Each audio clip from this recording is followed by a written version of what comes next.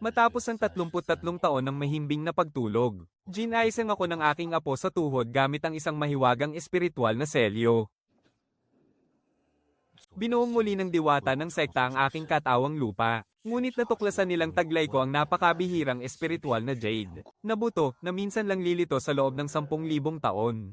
Ngunit bago pa man ako magalak, ay ipinakita na ng pinuno ng sekta ang kanyang masamang hangarin. At itinapon ako sa napakabahong kulungan ng mga itinatapong mahiwagang nilalang. Kung hindi ka makakagawa ng kasunduan sa isang ikalawang antas na espiritual na hayop sa loob ng 6 na buwan, sa pilitan naming kukunin ang iyong sagradong buto, at ililipat ito sa aking apo. Isang impyernong simula. Unti-unting nawawala ang aking espiritual na lakas, at itinuturing ako ng lahat na isang baldado na naghihintay na lamang mamatay. Ngunit hindi nila alam.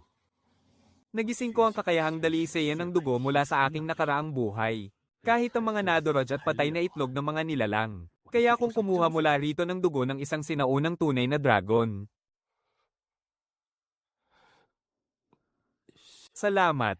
Tawagin mo na lang akong Mang Jao. Hindi marami ang mga katulong na nakakaligtas dito sa kulungang ito. Unti-unti mo ring matututunan ng lahat. Huwag kang gagawa ng kahit anong kukuha sa pansin ng ating mga amo. Makaligtas ka lang ng 1 taon ay sapat na. Mang Jao, gaano ka nakatagal dito sa kulungang ito? 40 taon na. Bata pa lang ako nang ibenta ako rito. Sabi ng mga amo, wala akong talento sa mahika. Kaya naging tagawalis at tagapakain na lang ako ng mga hayop sa loob ng 40 taon. Simula ng pagdadalisay ng dugo. Ang aura ng kamatayan sa loob ng tuyong itlog ay unti-unting nahihiwalay, habang ang mga gintong hibla ay paisa-isang hinahatak palabas mula sa balat ng itlog. Ang mahigit 10 gintong hibla ay nagbago at naging isang patak sa aking palad, ng gintong hininga ng isang tunay na dragon.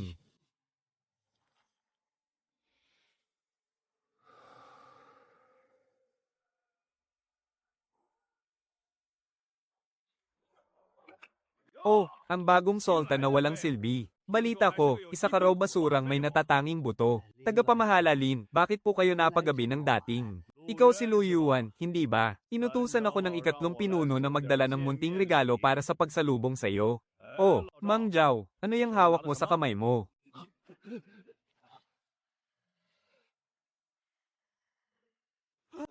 Halos mapaihina sa takot.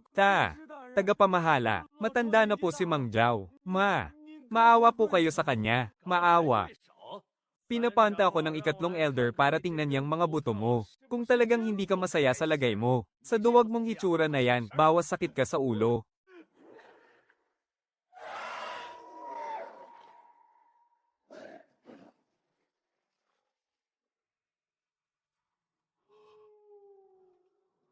Easy.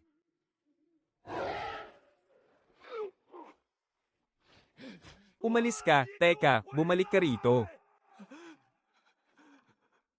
Pinunong tagapamahala. Naamoy ba niya ang mga sandata?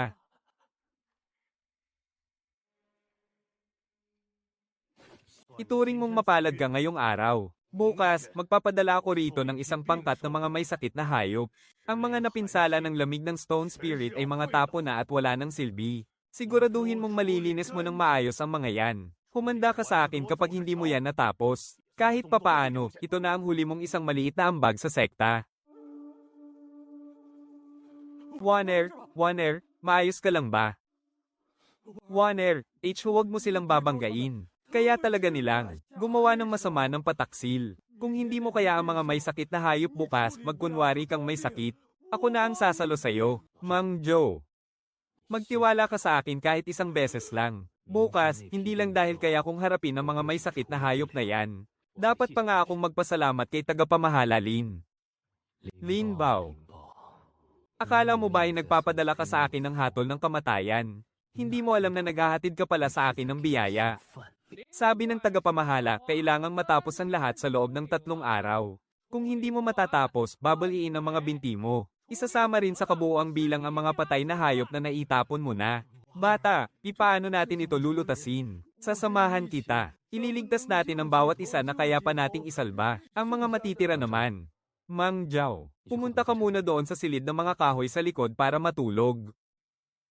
Kahit sino pa ang kumatok sa pinto ngayong gabi, huwag na huwag mo itong bubuksan.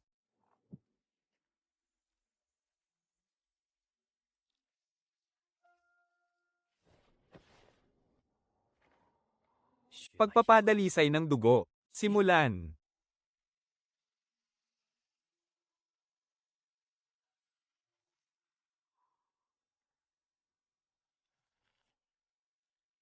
Isang daloy ng espiritual na lakas ang pumasok sa aking dantian. 2, 3 daloy. 10, 100 daloy. Ika-4 na antas ng chi refining. Sa loob lang ng isang gabi, mula sa una patungo sa ika-4 na antas ng chi refining. Nang binuhat ko na ang ikatlong patay na hayop. Biglang huminto ang kamay ko.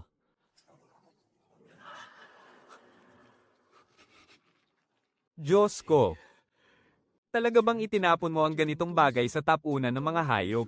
Kailangan mo palang itaya ang buhay mo para lang suyuin at mapisa ang dugo ng banal na nilalang. Ibinuhos ko na ang lahat ng naipon kong enerhiya ng tunay na dragon nitong mga nakaraang araw. Paikat-ikot ako ng paulit-ulit sa patay na itlog na iyon. Hindi yun isang tunay na dragon na golden immortal. Isa lang pala itong patibong.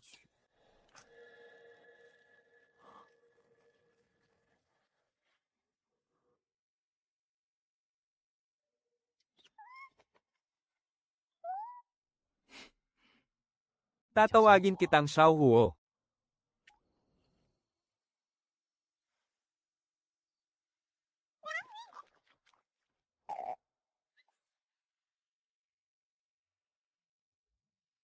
Ang ikatlong elder, o baka ang mga tauhan ng ikatlong elder. May napansin ba sila? Kapag nabawasan kahit isang balahibo niyan, tatadteren kita. Lu Yuan. Lumabas ka. Lu Yuan, naramdaman sa pangunahing bundok ang paggalaw ng isang pambihirang kayamanan. At nakaturo ang direksyon nito dito sa top una ng mga hayop. Ano ang itinatago mo? Ilabas mo. Senior Brother Wang. Mga may sakit na hayop at dumilang ang nandito. Tumahimik ka, maghahalughog ako. Senior Brother Wang, mga laman loob ng mga patay na hayop ang laman ng timbang yan. Napakalansen yan. Kung gusto ninyong makita, ako na mismo ang magbubuhos para sa inyo. Junior Brother Wang. Napakaga pa pero napakalaki na agad ng eksena mo rito. Nasaan ang kautusan sa paghahalughog mula sa disciplinary hall? Senior Sister Leng, ito ay direktang utos mismo ng ikatlong elder.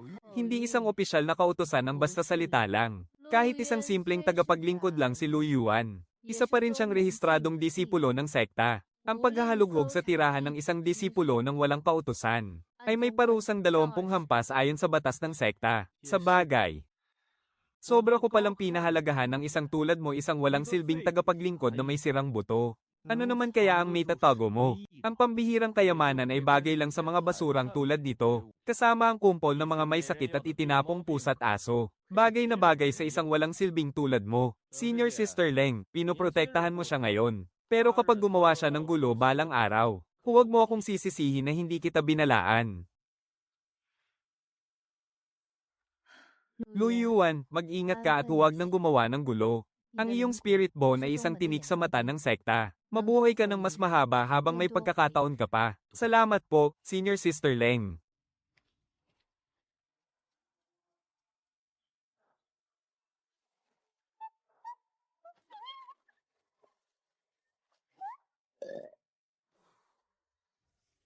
Nag-iwan ng mga tiktik si Wang Jian bago siya umalis. Mabuti na lang, nandoon ang kapapisa pa lang na munting ninuno na ito. Sunugin mo na agad sa isang iglap. Hindi sapat ang basta pagtatago lang para hindi ka mahanap. Kailangan kong magkaroon ng sarili kong teknik para mapigilan ang enerhiya ng dugo ng batang iyan. Kailangan ko ng totoong alas. Kapag wala na si Leng Qingqiu sa susunod na pagkakataon, ako mismo ang sisalag sa espada ni Wang Jian. Doon sa matandang iyon na matagal nang walang dumadalaw. Kailangan ko ng maglakbay papunta doon, Fucon. Isang hamak na utusan sa tambakan ng mga patapong hayop. Ano ang ginagawa mo rito? Para dalawin ang puntod ko. Naputol ang 3 ugat ng kapangyarihan sa kanyang dugo. Lamig ang pangunahing daloy. At init naman ang katuwang na daloy. Nagsasagupaan ng apoy at lamig. Hindi na siya tatagal pa ng 3 araw. Sa gabi ng ikalawang araw, malalagutan na siya ng hininga. Paano mo nalaman? Isang patak ng piniling dugo ng sinaunang puting Sorrow, sapat na para dugtungan ng kanyang buhay. Sapat na para pagdugtungin ang tatlong naputol na ugat ng kapangyarihan. Sapat na para mabuo ang may pinsala niyang dugo at maging ganap na dugo ng puting tigre.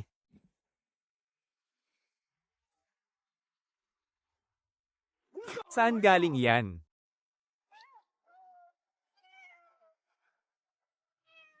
Bata, ano ang gusto mo kapalit? Isang patak ng dugo para sa kanyang buhay. At kasama na rin ang ipinagbabawal na punit-punit na kasulatan sa iyong estante na walang sinumang nangangahas na mag-ensayo. Papayag ka ba sa palitan o hindi? Papatayin kita.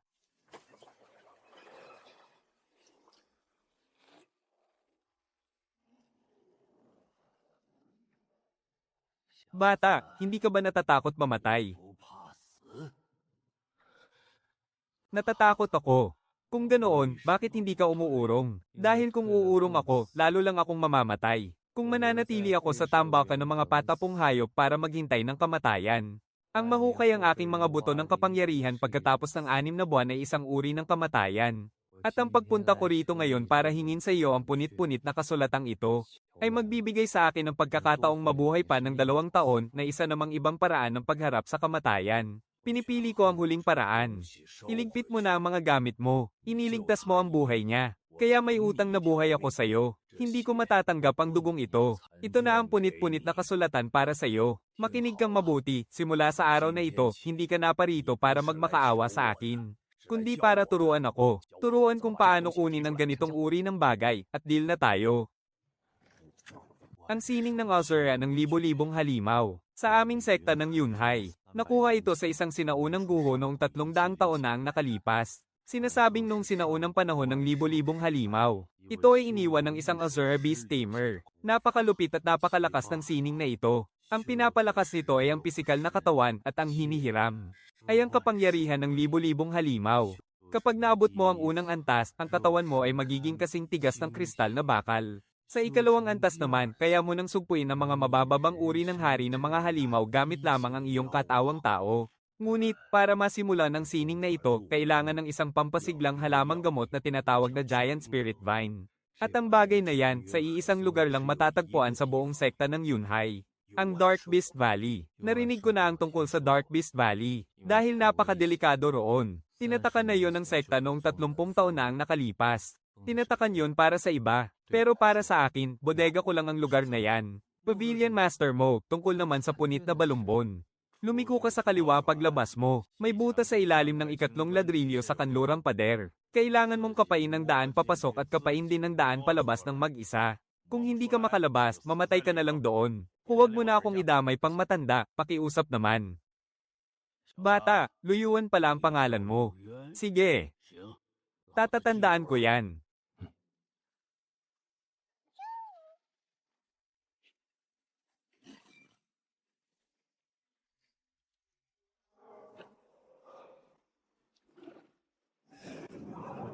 Pagpapadalisay ng dugo, simulan. Sa daloy ng dugo ng sawa na ito, may kahalong kaunting dugo ng sinaunang lumilipad na sawa, isang malaking huli. Hindi ito panganib. Isa lang itong pagsasanay.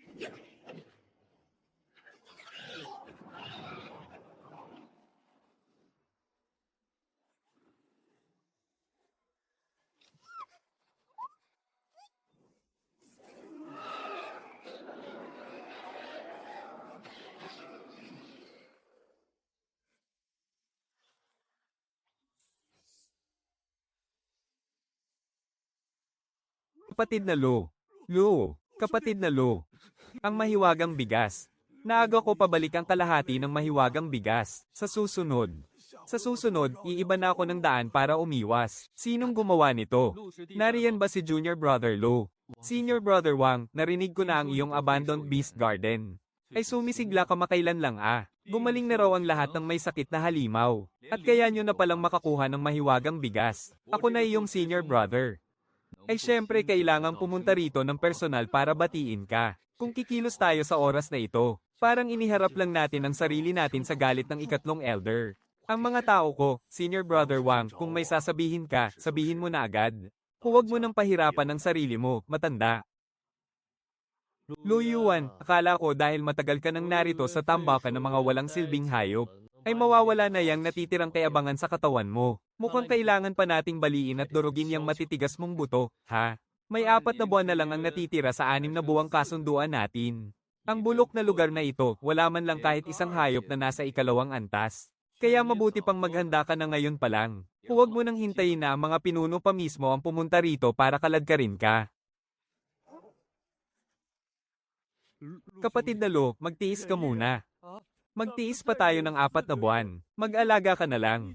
Mag-alaga ka ng kahit anong hayop, kahit ano na lang. Dahil mas mahalagang mabuhay kaysa sa ano pa man. HMPH, hindi niya alam. Ang kumpol ng mga durog na mahiwagang bato na mahigpit kong hawak sa aking palad, ay tuluyan ko ng nadurog ng pino. Ha ha ha ha. Matandang hakluban, sumama ka sa akin. Kagalang-galang na tagapamahala, ako pong abang matanda nitong mga nakaraang araw.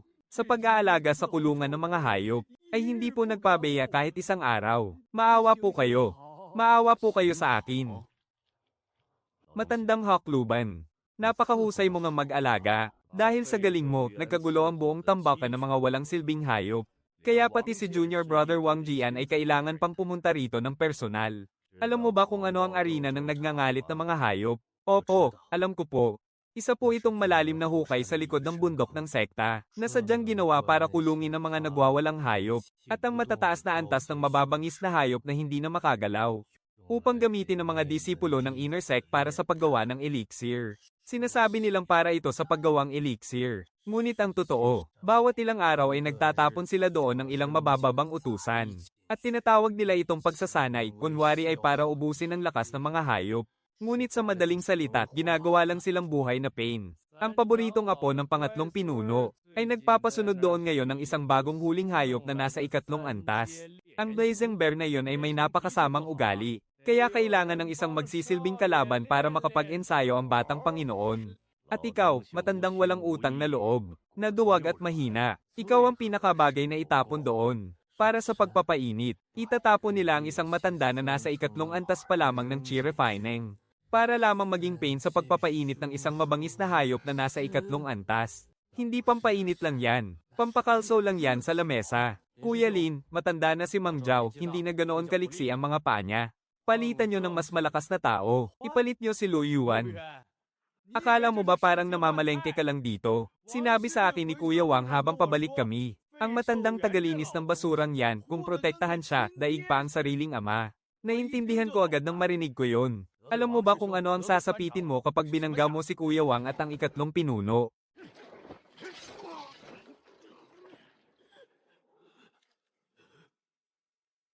Huwag kang magpakatanga.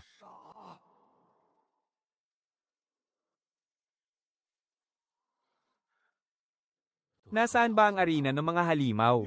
Natataranta ka na, haha. Gusto mo na bang kunin ang bangkay ng matandang yan? Ang dalesdes ng itim na bato sa likod ng bundok doon sa loob ng bundok Wangli. Bakit? Gusto mo pang pumunta roon? Si Mang Jiao, noong araw na magising ako, dito sa napakalamig na sektang ito, siya lang ang tanging naghati ng kanyang tuyong tinapay, para ibigay sa akin. Noong araw na yon, hilong-hilo na ako sa gutom. Matagal ko muna yung inuya bago ko nailunok. Mula noon, hindi ko na nakalimutan ang utang na loob na yon. Ako si Lu Yuan. 4 na buwan, hindi na kailangan ng 4 na buwan. Ngayong araw na ito mismo.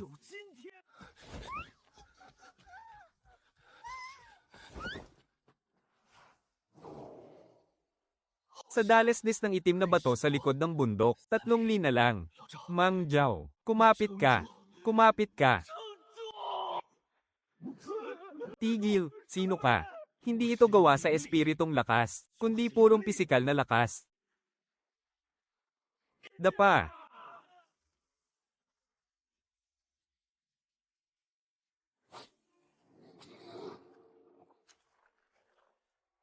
Mang Jiao. Hahaha, aray naman. Senyorito, madaling matakot ang matandang ito, isa pa nga. Wala rin naman akong balak na pilitin siyang ting-alain ako.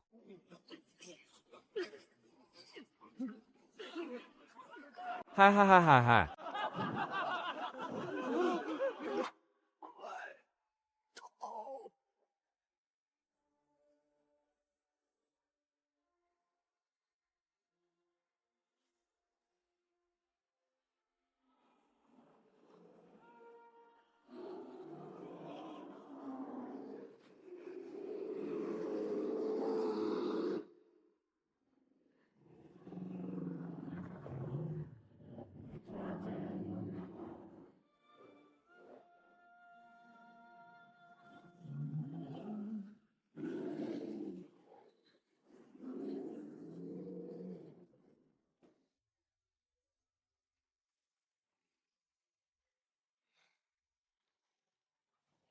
Oh,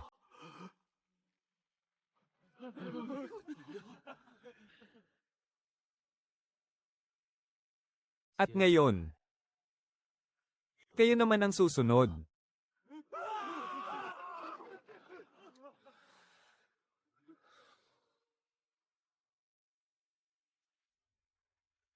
Lapastangan. Isang hamak na katulong lang ng taga-kolekta ng basura, may lakas ng loob na saktan ang alaga kong halimaw.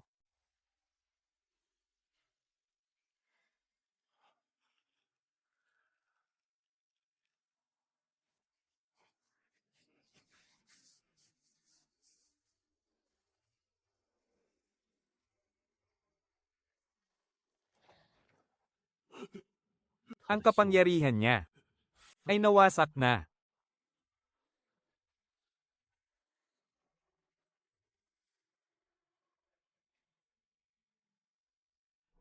Kuya Lu, sinabi niya kanina na wala akong galang.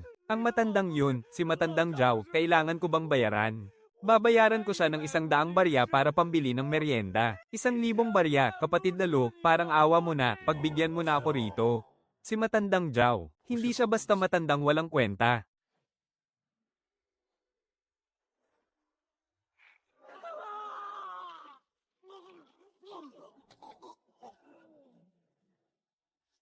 Dito sa arena, sino pa ang gustong humingi ng katarungan para sa dalawang asong ito?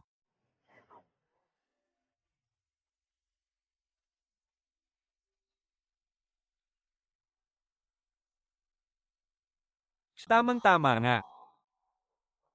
Ang mga bago at lumang atraso ay isang bagsakan nating pagtutuusan ngayon. Luyuan, nawawala ka na sa sarili mo. Dapat kang parusahan ng mabigat.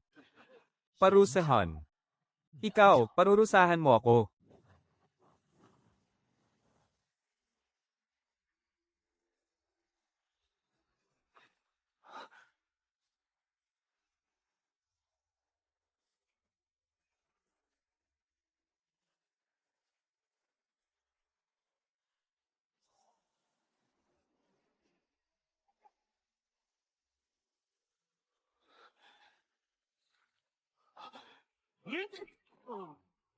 Naaalala ko. 3 araw ang nakalipas sa tapat ng tarangkahan ng face show. Tinadyakan mo at itinapon ng mahiwagang bigas ni Matandang Zhao. Si Matandang Zhao ay gumugol ng 6 na oras para pulutin yun. Ngayon, lumuhad ka sa lupa. At mamulot ka ng mga bato sa loob ng 2 oras. Para masabing quits na tayo sa atres song ito. May lakas ng loob ka pang saktan ng apo ko at ang aking pinakamamahal na disipulo. Huminto ka. Interesante to ah. Ang mga butong ito. Kung huhukayin ko para ibigay sa walang kwenta kong apo. Siguradong hindi ako malulugi.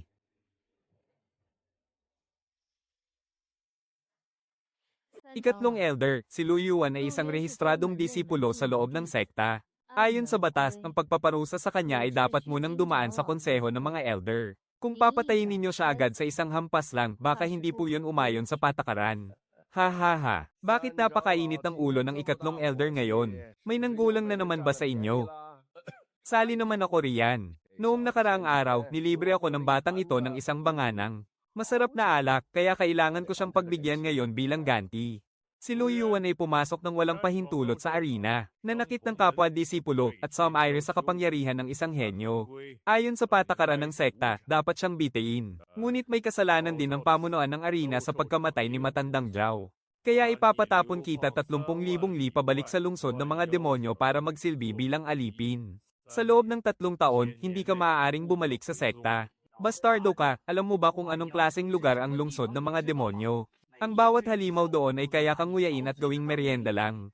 3 taon, sa tingin ko, kahit 3 araw ay hindi ka mabubuhay doon. Umaapaw ang mga halimaw sa lungsod ng mga demonyo, at bundok-bundok ang mga bangkay doon. Liu Hongjian, hindi naman ito pagpapatapon. Para mo lang akong pinauwi sa sarili kong tahanan.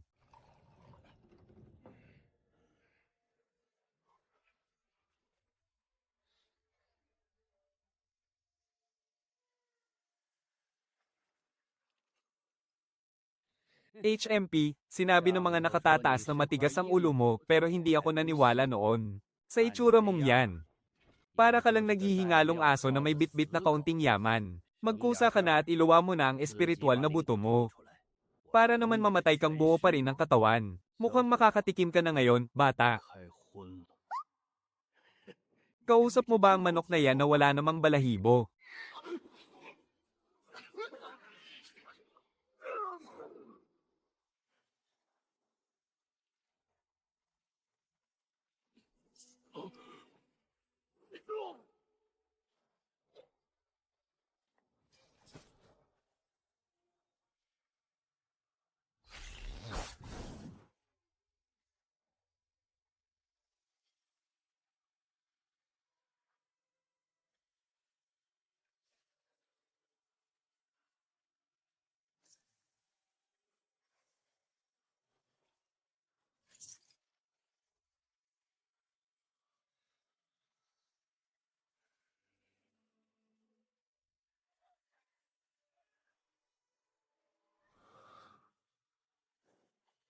Bata, mag-iwan ka muna ng pera bago ka umalis. Isang nag-ibang anyong lobo na may kapangyarihan ng hangin. Kahit ano pa ang mga dala mo ngayon, iwan mo yan at sumama ka sa akin pabalik sa bundok.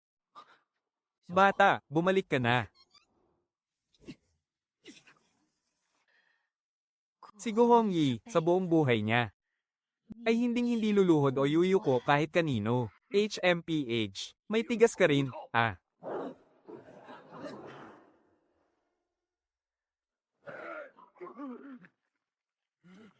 Saan? Saan ka ba nanggaling?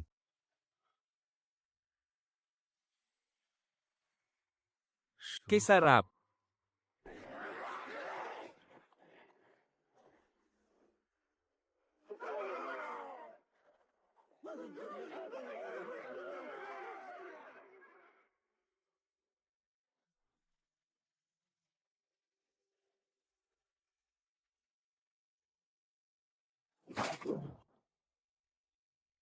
Ang banal at mahiwagang kapangyarihan ng sektang Yunhai ay walang halaga rito kahit isang duleng.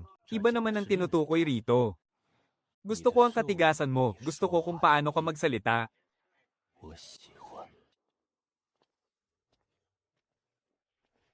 Binibini, ito po si Ginoong Lo.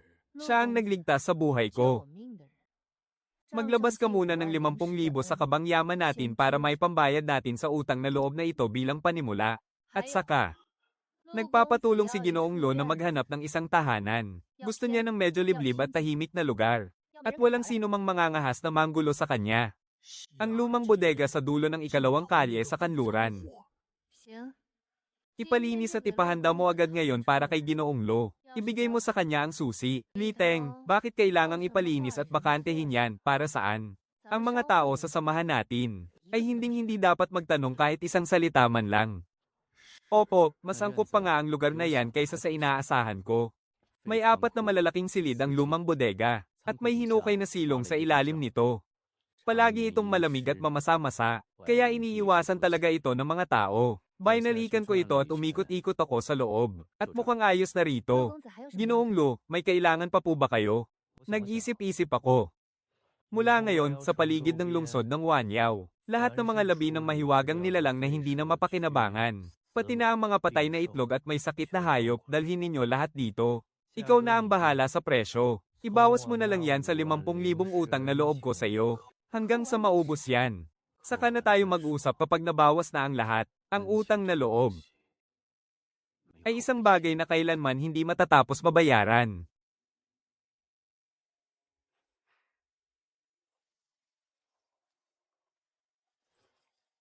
Ginoong Lo. Oo. Ako, si Guhong Yi, ay hindi marami ang nakikilala. Pero kailanman ay hindi pa ako nagkamali sa pagkilala sa isang tao. Umalis na siya. At nang makaalis siya, sa akin na napunta ang buong lumang bodega na ito. Trangkahan ko ng mahigpit ang pintong gawa sa matigas na kahoy mula sa loob. At bumaba ako sa silid sa ilalim ng lupa. Sa gitna ng silid, may isang basket ng mga patay at sirang itlog ng halimaw. Ibinuhos ko ang mga ito sa ibabaw ng lamesang bato. Ang dudumi at puno ng alikabok, may higit sa 100 piraso. Halos patay na ang 99% ng kanilang enerhiya. Kahit ang karaniwang tagapaamo ng mga halimaw ay hindi man lang mag-aaksaya ng tingin dito. Pero para sa aking mga mata, isa itong maliit na bundok ng natatagong kayamanan. Umupo akong nakakros sa mga binti.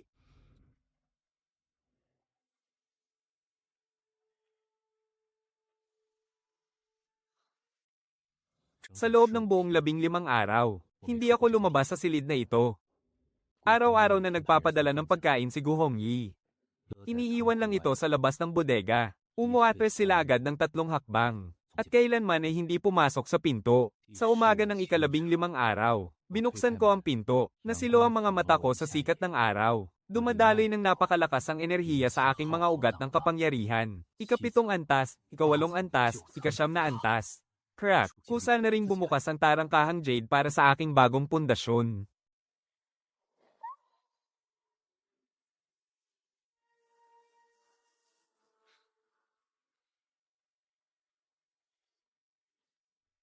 Pagkatapos, lumingon ako sa lamesang bato sa pinakaloob-looban ng silid. Doon sa lamesa, may isang maalikabok na parang naiapakan at bulok na bato na patay na itlog. Ngunit sa loob nito, nailabas ko ang isang bahid ng tunay na dugo ng Xuanwo na kasing bigat ng isang bundok.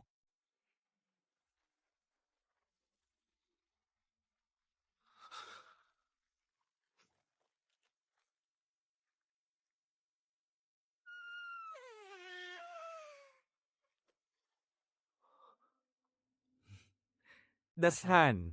Mula ngayon, Dashan na ang pangalan mo.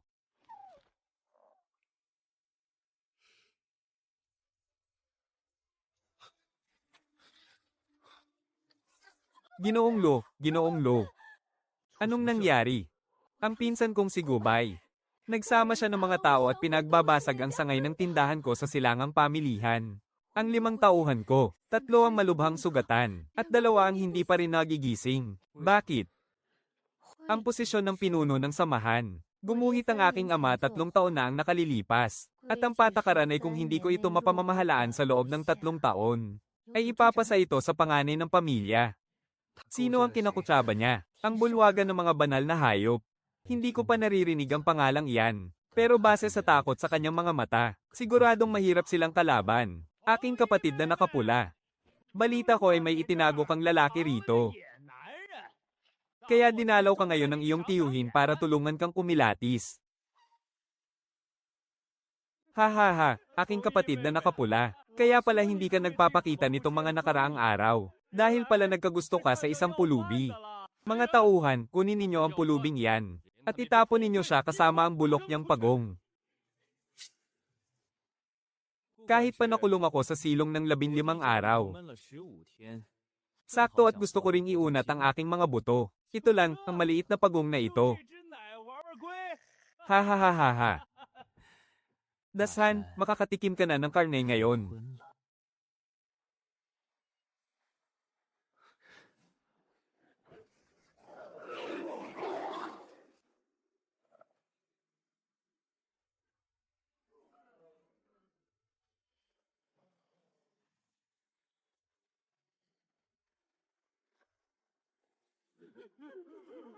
Ay ito.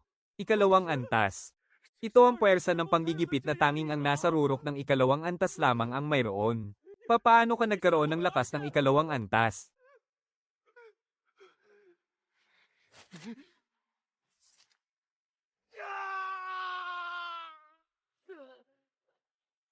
Ang talisman na ito ng pinunong si Go ay itatabi ko para magamit ko.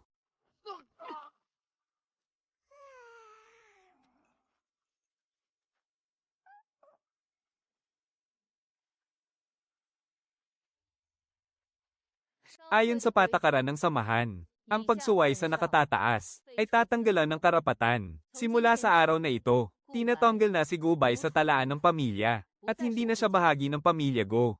Kayong 5 magkakasama. Sino ang hindi sumasang-ayon, hindi po mangangahas ang inyong lingkod.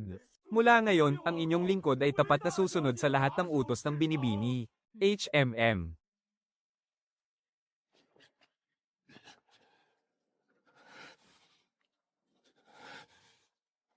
Lo, sa tingin mo ba ay matatapos ang lahat dahil lang sinaktan mo ako?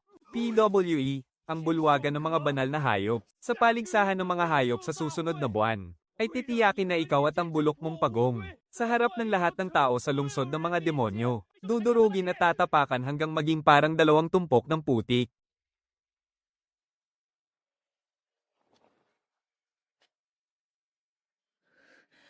Ginoong Lu, Bulwagang Tianshu. Hindi sila ang klase ng tao na pwedeng kalabanin ng samahan ng daang halimaw, Intindihan ko na. Sa unang laban bukas, sino ang sasama sa akin? Ginoong Lu, talaga bang pupunta ka? Ang reputasyon ng samahan ng daang halimaw. Gusto mo ba itong isalba o hindi?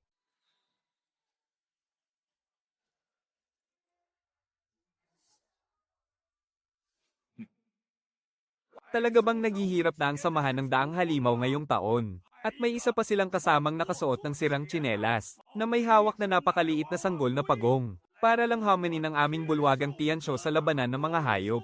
Seryoso ba sila? Ha ha ha ha ha ha ha ha. Ha ha. Sa kabilang dulo ng arena, pinakawalan ng mga tauhan ng bulwagang Tianshu ang tatlong espiritong hayop. Ito ang mga lobong Fengyin mula sa ikalawang antas. Kulay abo at puti ang buong katawan ng mga ito. Maitim ang kanilang mga ilong. At kayang tumakbo ng hanggang 30 zang sa bawat paghinga. Kapag sabay-sabay na lumaban ang tatlo, gumagamit sila ng salit-salit na pag-atake. Iikutan nila ang kanilang kalaban.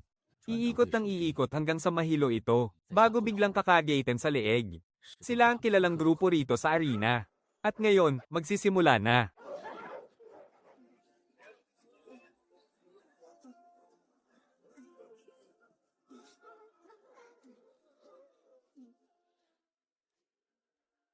HMM.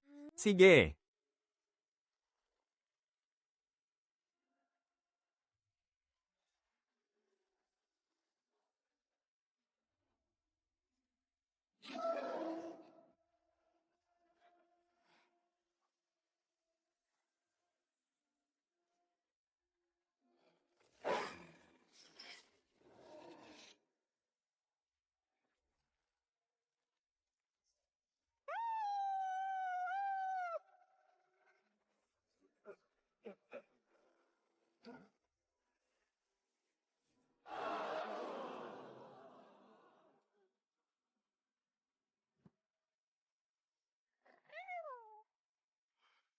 Samahan ng daang halimaw, puksain sila.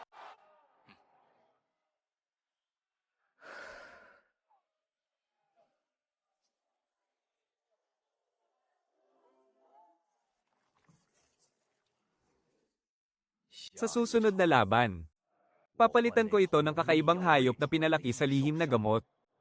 Dudurugin ko ang tao pati na ang kanyang pagong. Sabay-sabay ko silang wawasakin. Halika rito.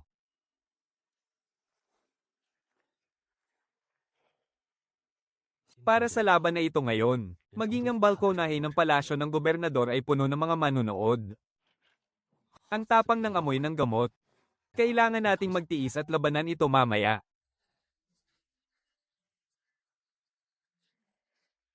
Magsimula na tayo. Simulan na.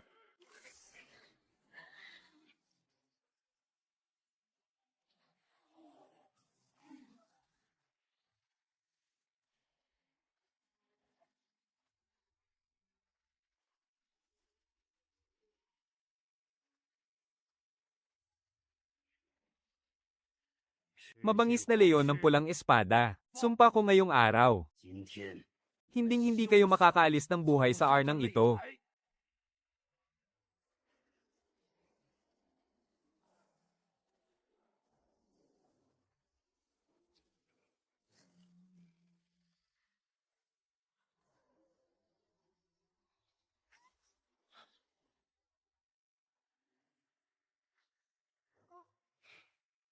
Sige na, bumaba ka na muna para magpahinga. Ha ha ha ha ha, ano naman to?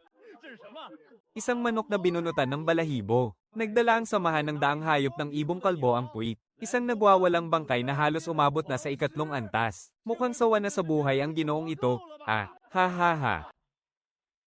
Bata, nagkamali ka ng kinalaban sa paglalaro ng apoy.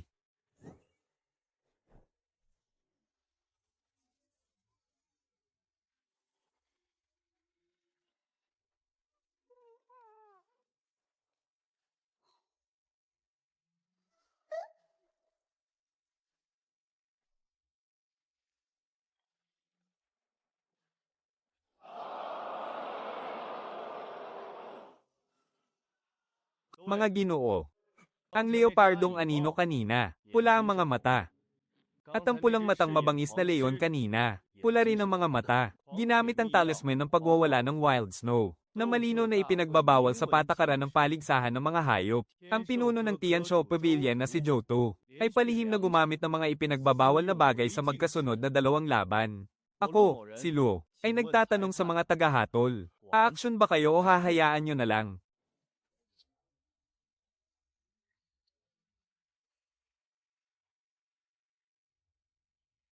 Ang lakas ng loob mong manggulo sa teritoryo ng aking lungsod ng mga halimaw. Hulihin niyo ang batang iyan. Ang pangalawang pinuno ng lungsod na si Li Tian, isang tunay na eksperto sa antas ng Golden Core. Ang pressure na hatid niya ay parang isang malaking bundok. Nararamdaman kong nangangatog na ang aking mga tuhod. Kagalang-galang na pangalawang pinuno ng lungsod. Ako na si Lo ay isang kalahok lamang sa paligsahan ng mga hayop.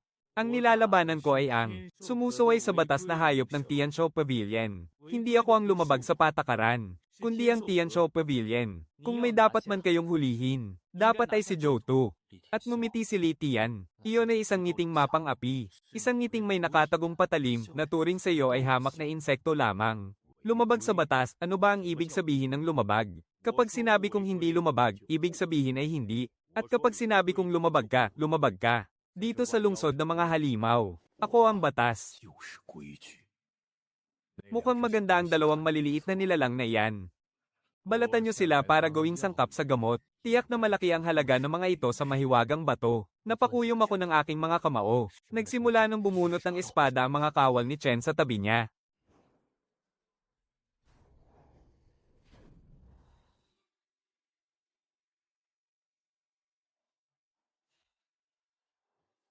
Panginoon ng lungsod, muling binalot ng nakakabinging katahimikan ng buong arena.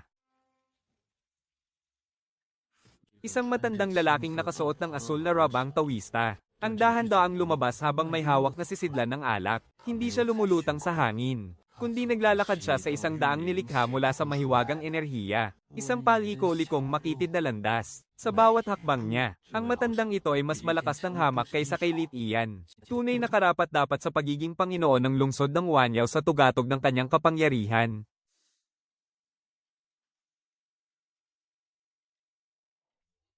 Iho, Chu ang aking apelyido.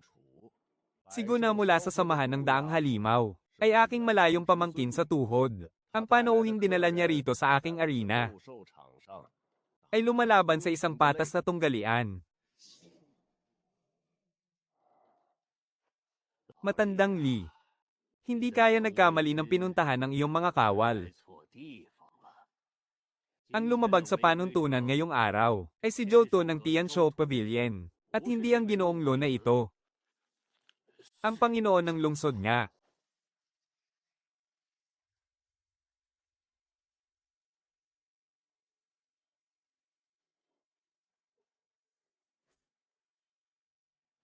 Ginoong Lo, ang dalawang munting nilalang na iyan sa iyong bisig, ay labis kong nagustuhan.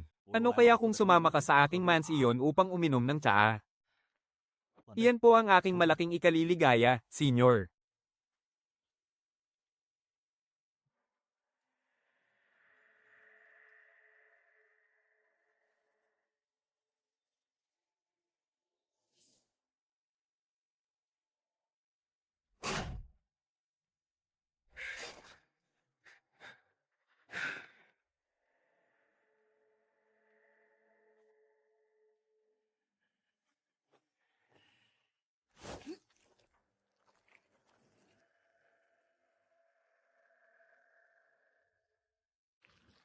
Ang itim na markang iyon ay mas marahas kaysa sa anumang demonyong enerhiya na nakita ko na.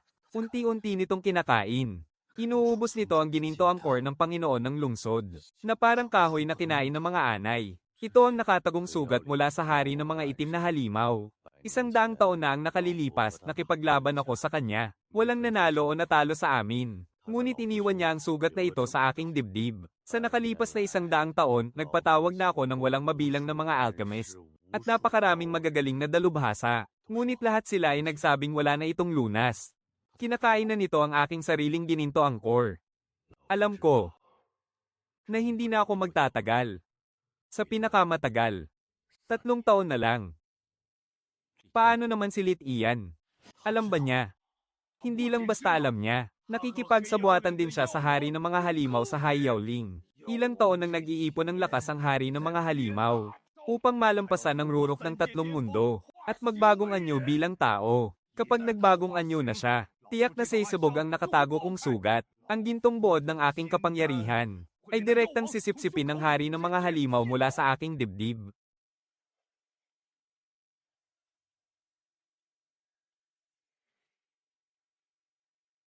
Pinuno. Maaari ko po bang subukan? Mayroon po akong isang lihim na sining ng pagpapadalisay ng dugo, anumang marumi, banyaga, at hindi nararapat na dugo o lakas sa katawan, ay kaya ko pong ihiwalay at alisin sa inyong katawan. Ang sugat na yan ay dahil sa enerhiya ng halimaw, isang banyagang bagay. Kaya ko po itong alisin. At ano naman ang kapalit? Iba talaga ang isang makapangyarihang nasa antas ng gintong buod. Kapalit agad ang unang tinanong. Hindi man lang inalam kung mapagkakatiwalaan ako. Una, ang lahat ng mga inutil na nilalang sa lungsod ng 10,000 halimaw. Pati ang mga patay o may sakit ay mapupunta sa aking pangangalaga.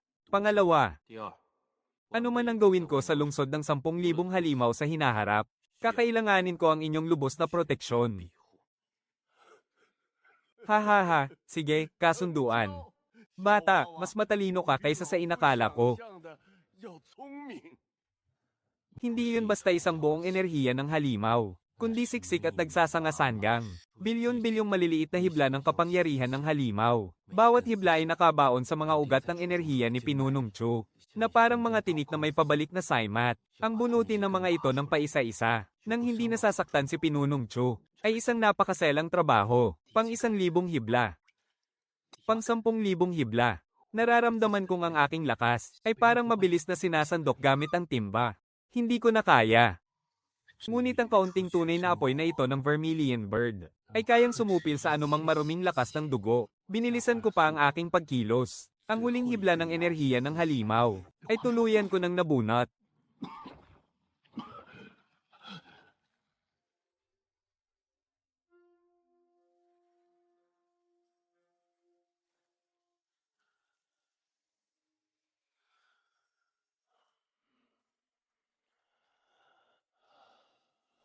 Napanumbalik na ang gintong core. Hindi lang nabura ang mga bakas ng kagat sa gintong core, kundi naging mas makinis pa ito. At mas pino, hahaha. Ginoong Lu, simula sa araw na ito, ikaw na ang punong tagapayo ng aking lungsod ng mga demonyo. Utang ko sa iyo ang buhay ko, Nicho. Kaya kapag may nang-ahas na samalat kahit isang hibla ng buhok mo rito sa lungsod, sisiguraduhin kong maglalaho siya ng tuluyan sa mundong ito.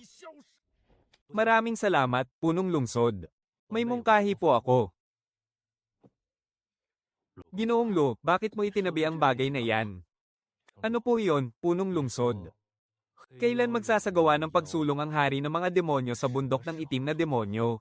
Kung bibilangin ang mga araw, sa loob ng hindi lalampas sa kalahating buwan, naghahanda na rin ang mga tauhan ni Litian. Kapag nagtagumpay ang hari ng mga demonyo sa kanyang pagsulong, at magkagulo sa loob ng lungsod ng mga demonyo, hindi ko na mapapanatili ang aking posisyon. Punong lungsod, mayroon po akong mas matapang na mungkahi. Bakit hindi tayo ang unang sumalakay sa kanyang pagsulong? Kailan ba ang sandali na siya ay pinakamahina? Iyon ay kapag ang kanyang 100 taon na enerhiya ng demonyo ay tinipon niya sa iisang bahagi. Sa mismong sandali na susubukan niyang wasakin ang harang upang sumulong. Sa sandaling iyon, lantad at walang proteksyon ang kanyang espiritual na core. Sa sandaling iyon, wala siyang kalaban-laban. Doon natin siya pababagsakin. Ginoong Lu, nasa unahan na natin ang pasukan ng bundok. Masyadong makapal ang lasong usok, takpan mo muna ang iyong ilong. Hindi ka ba natatakot? Hindi po. Mabango nga para sa akin, eh. Para sa iba, ito ay lason, kamatayan, at amoy ng nabulok na laman. Pero para sa akin, amoy ito ng ginto. Ito ang balat na hinubad ng 30 taong gulang na itim na dragon. Bagaman kaunti lang ang dugo ng dragon, napakadalisay nito. Kapag ipinasok ko ang dugo ng dragon sa aking sentro ng enerhiya, at sinamahan ng hininga ng totoong dragon, siguradong angat na naman ang aking kapangyarihan. Ginoong Lu. Tara na sa loob. Isang nagngangalit na bagyo ng matatalas na hangin. Kumuha ng isa at ubusin ng kalansay ng mahiwagang ahas. Sipsipin ang lakas sa bawat dako ng malawak na dagat. Para sa iba, isa lamang itong walang buhay na bagay. Pero para sa akin, para itong banga ng alak na kabubukas lang.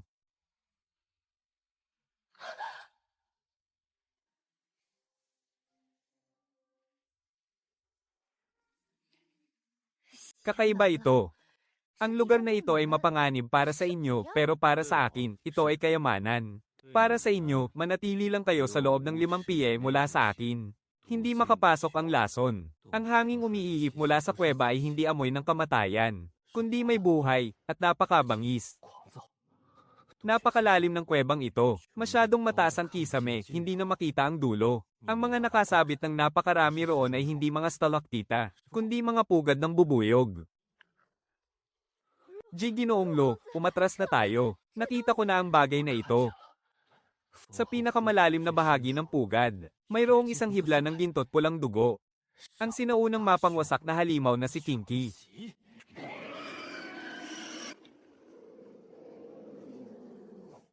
Hinto.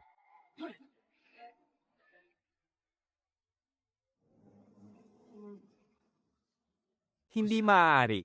Ang ganito katinding bagyo ng nyebe, hindi natin kakayaning harapin ng harapan.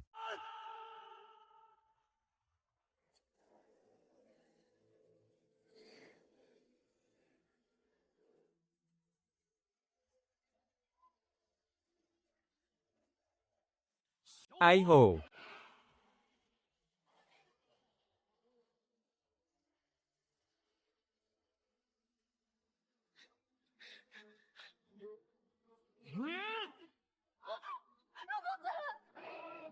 Ang galit naming mag-ina ay nakakulong sa aming dibdib ng 100 taon. Napakabangis at naghahari-harian. Uhaw sa dugo at napakalagkit. Isang kalasag ng hamog na may nakatatakot na presensya ng hari ng mga halimaw. Iyon ang presensya ng itim na tigring hari ng mga halimaw. Bawat mahiwagang nilalang mula sa kanilang pagsilang ay may nakatatak ng takot at paggalang sa kanilang kaibuturan. Dala ng likas na takot, nag-atubili siya. At sa mismong sandaling iyon, sapat na yan. Paganahin ang buong lakas ng pagpapadalisay ng dugo, unti-unting alisin ang mga dumi, at tanggalin ang selyong pumipigil sa kanya. Pakawalan ng hibla ng dugo ng sinaunang halimaw na si Kinky. Ang dugong tila isang natutulog na maliit na ahas, na dahan-dahan. Dahan-dahang nagtataas ng kanyang ulo.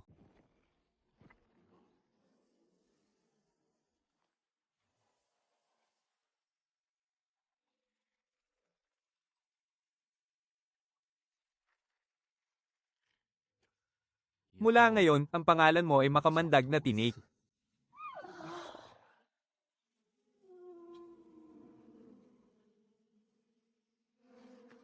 Ginoong Lo. Napaamo mo ba talaga siya? Ha ha ha. Lu Yuan. Panginoon ng lungsod. Nahulog ang matandang yan sa patibong ko para mailayo siya rito. Ngayong araw, dito na magtatapos ang buhay mo.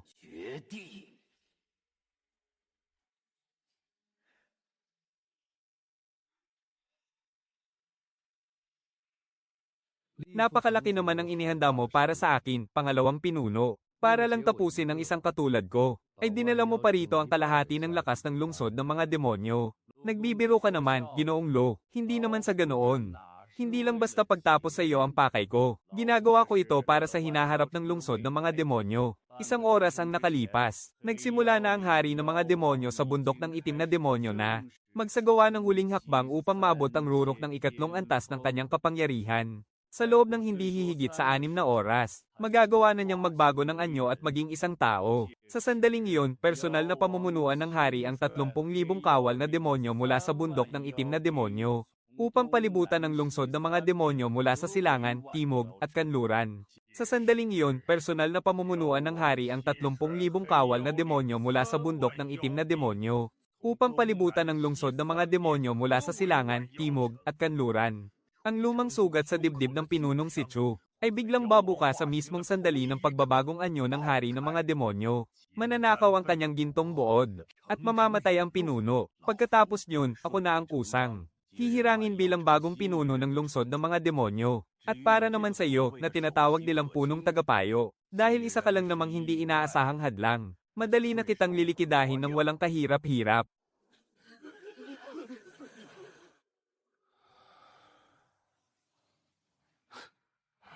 Bakit ka tumatawa? Natawa lang ako dahil napaka-tiyempo ng pagdating mo. Kakaamo ko pa lang sa bago kong kaibigan, at naghahanap pa ako ng lugar para subukan ang kanyang bagsik. Ang 10,000 mahiwagang bubuyog na kumalma na kanina ay biglang nagising. Hindi lang pala 10,000.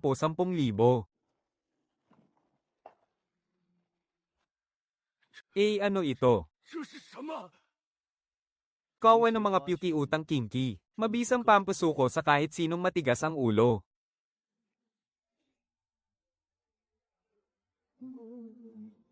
Sa dulo ng tibo ng bawat isa sa kanila, ay may matinding laso na kahit ang may gintong buod ay hindi mangangahas na harapin. Ang mga nasa panimulang antas ng pavilion ng mga banal na hayop sa pinakalabas na hanay, ay agad na nilamon ng kawan. Sa loob lang ng 3 hininga, ganap na nabara ang kanilang mahiwagang enerhiya, at nanginginig ang buong katawan habang nangingitim sa lason. Nasaksihan ko mismo kung paano ang 3 dakilang eksperto ng gintong buod. Sa mismong sandali na nilamon sila ng nagngangalit na bagyong iyon, napaurom ng 3 hakbang ng hindi namamalayan. Umatras kayo. Isuot ninyong lahat. Luyuan, hindi pa tayo tapos.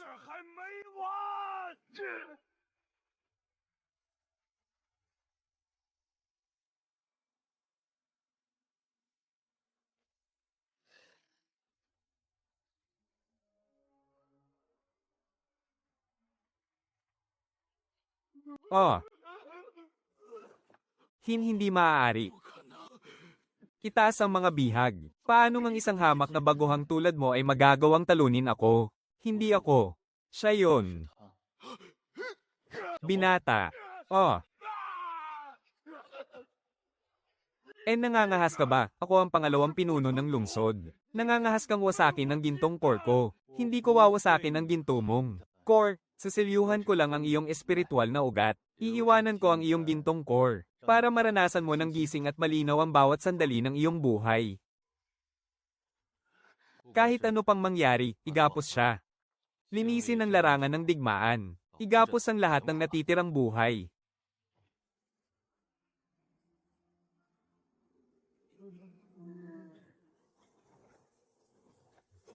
Ang katawan niya ay parang bundok. Ito ang sintomas ng kanyang pagwawala.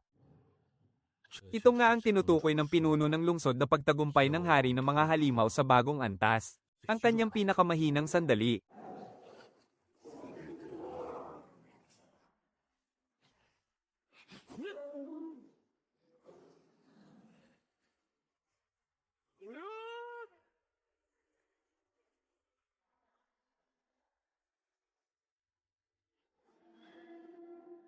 Nawala sa kontrol ang kanyang enerhiya. Kung ganoon nga.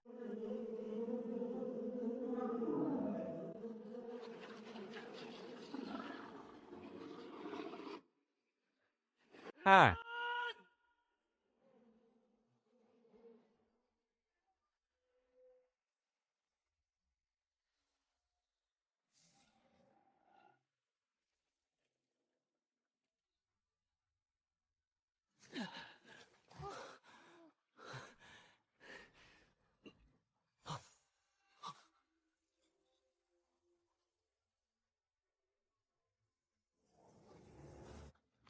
Hindi ito ordinaryong halimaw. Napakalupit at napakalamig nito. Gaya ng anino sa kailaliman ng bangin. Ang dakilang pormasayo ng pagkawala ng lakas. Ang sekta ng ilusyong demonyo. Pang-anim na ginoo, makakatulong ito para mahigop ko ang espiritual na ugat ng sektang Yunhai. Ikatlong elder, ang espiritual na buto ng batang iyon. Ang magbubukas sa atin sa huling selyo.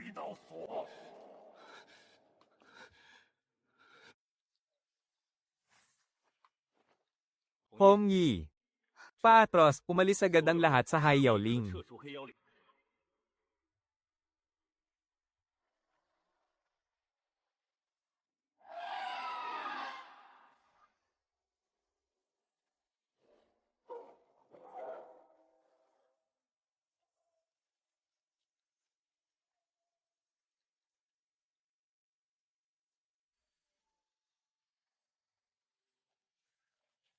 Nakipagsabuatan ng ikatlong elder sa sekta ng kadiliman para maghimagsik. Humihingi kami ng saklolo.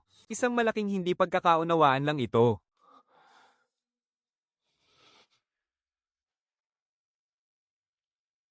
Hong Yi, ibalik mo ang lahat sa lungsod ng Wanyao. Ibigay mo ito sa pinuno ng lungsod at sabihin sa kanya. Ang tungkol sa dakilang pormasayo ng pagkawala ng lakas, sekta ng ilusyong demonyo, at sektang Yunhai.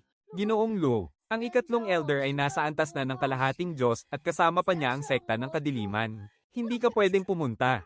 Ako ang kailangang magpunta roon.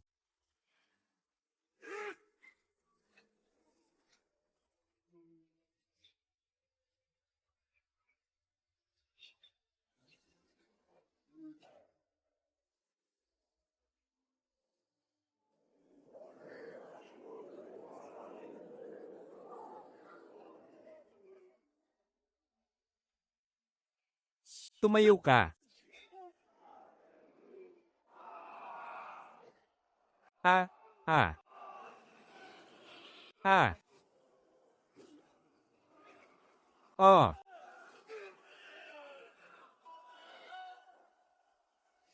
Oh.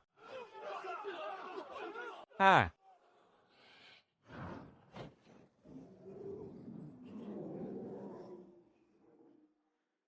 Mag-isa.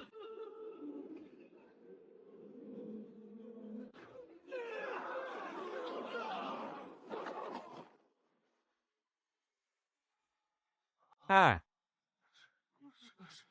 Lu Yuan. Si Lu Zikyu nga.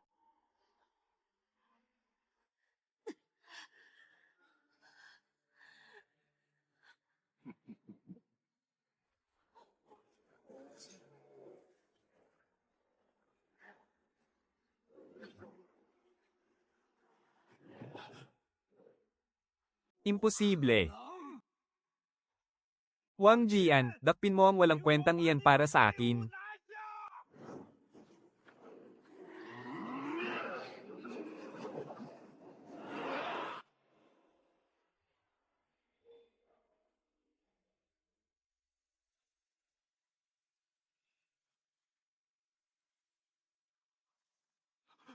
Lu Yuan, huwag kang masyadong mayabang. Maging demonyo man ako. Sige.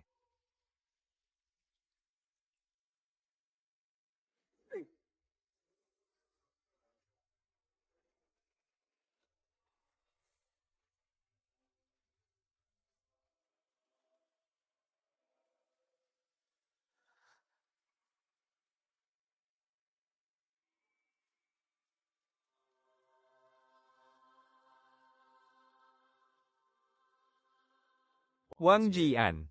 3 taon na ang nakalipas. Nang itapon mo ang mahiwagang bigas ni Matandang Zhao sa tapat ng pintuan ng hardin ng mga itinapong nilalang. Naisip mo ba na ang supot ng mahiwagang bigas na yon ay pinaghirapan ng isang matandang halos ibuwis ang buhay, para isa-isahing piliin ang bawat butil mula sa lihim na pamilihan?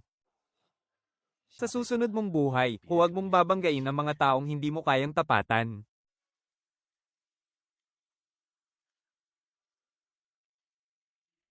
Lu Yuan. Aaminin ko, minaliit kita.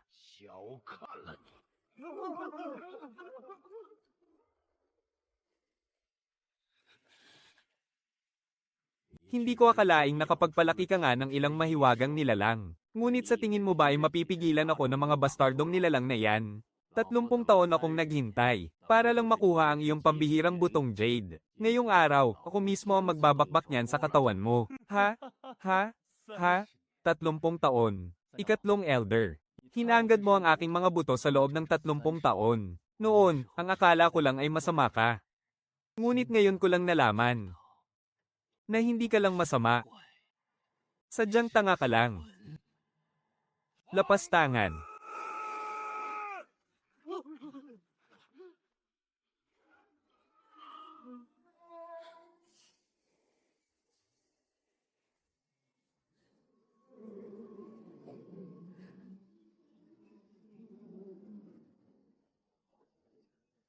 Ikatlong elder. Noong ipinadala mo ako sa hardin ng mga itinapong nilalang bilang utusan, sabi mo, ang lugar na iyon ay para lamang sa mga naghihintay ng kamatayan. Ngayong araw, Pababayaran ko sa iyo ngayon ang kayabangang ipinakita mo noon. Lu Yuan, mamatay ka na.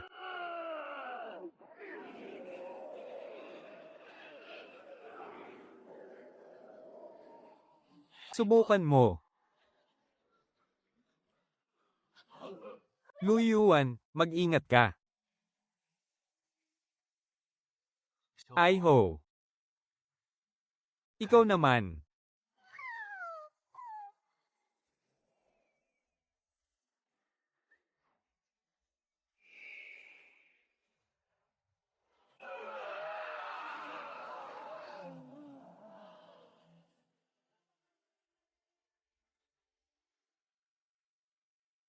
HMP, ayoko. Ang aking kaluluwa, ang aking sagradong sandata.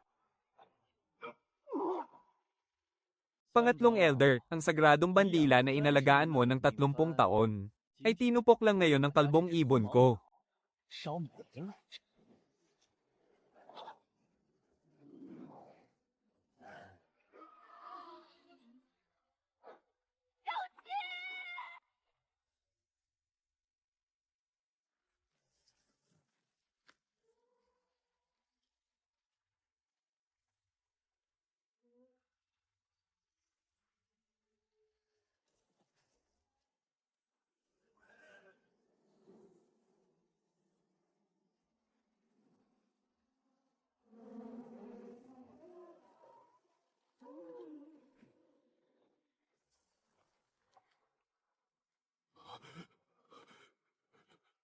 Gusto mong tumakas. Huwag ninyong hayaang makaalis ang nakasuot ng itim na kapa.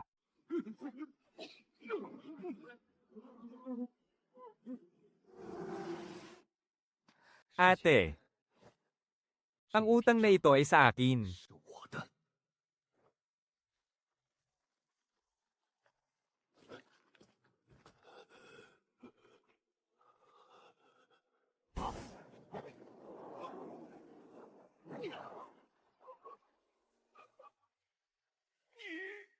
Noon, gusto mong agawin ang aking sagradong buto. Ngayong araw, wawasakin ko ang iyong kapangyarihan. Hindi, ang aking antas.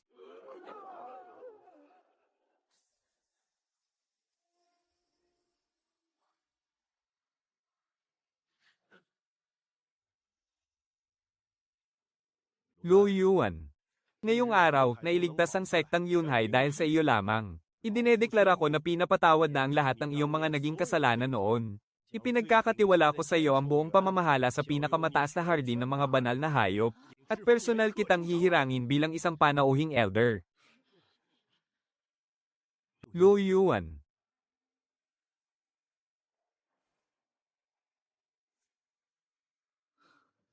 Sect Master. Mayroon akong isang lugar na gustong puntahan. Lu Yuan, mag-isip-isip ka muna. Napag-isipan ko na po ng mabuti.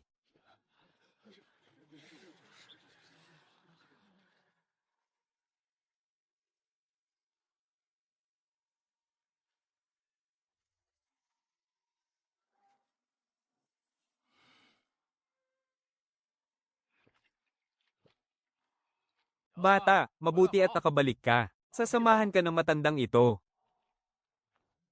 Akala ko, nung pinatay ko sila, ay bayad na ang utang na iyon. Ngunit sa sandaling ito ko lamang nalaman, hindi pa pala, matandang Zhao. Tapos na ang lahat. Nakabalik na ako.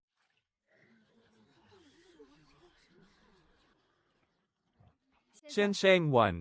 Ang bagong batch ng mga patay na itlog at may sakit na hayop mula sa lungsod ng Yao ay dinala na lahat sa likod bahay. May mahigit 700 tao na ang nakapila sa labas.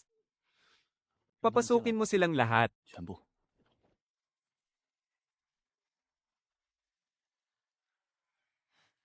Ha ha ha, bata. Gusto mo yata magtayo ng sarili mong sekta? Hindi po. May utang lang akong isang salita sa kanila. Hindi ko ito ibibigay. Guro, makinig kayong mabuti. Walang mahiwagang nilalang ang walang silbi sa mundong ito. Tanging ang sakim na puso ng tao. Noon, isa rin akong kaawa-awang buhay na itinapon lang dito. Isang matanda ang nagbahagi sa akin ng kalahati ng kanyang tinapay. Kaya naman ako nabubuhay hanggang ngayon.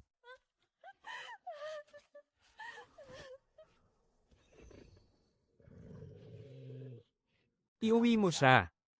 Hindi niya kailangang lumakas. Ang kailangan lang niya ay alagaan mo siya ng mabuti hanggang sa pagtanda.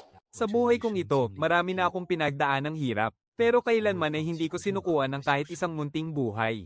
Hindi na sila tinatawag na walang silbi. Ang tawag sa kanila ay, ang aking pamilya.